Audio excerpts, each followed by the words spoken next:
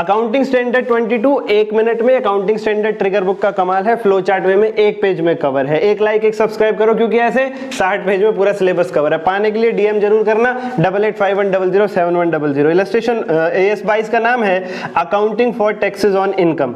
Income tax और foreign taxes की accounting सिखाता है। इनडायरेक्ट टैक्स और डीडीटी पर एप्लीकेबल नहीं होता है। अगर इनकम टैक्स के P&L में प्रॉफिट ज्यादा आ रहा है एज कंपेयर टू वो P&L जो कंपनीज एक्ट के हिसाब से बना हुआ है तो डेफर्ड टैक्स एसेट क्रिएट होगा, एंट्री होगी DTA account debit to P&L।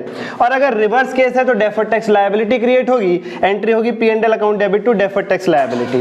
Deferred tax asset को नॉन करंट एसेट्स में दिखाते हैं, डेफर्ड टैक्स लायबिलिटी को नॉन करंट लायबिलिटीज में दिखाते हैं। डेफर्ड टैक्स एसेट और डेफर्ड टैक्स लायबिलिटी को डिस्काउंट करके प्रेजेंट वैल्यू पर नहीं लाते हैं। डेफर्ड टैक्स एसेट और डेफर्ड टैक्स लायबिलिटी को सेट ऑफ भी कर सकते हैं अगर वो सेम टैक्स लॉ से रिलेटेड है।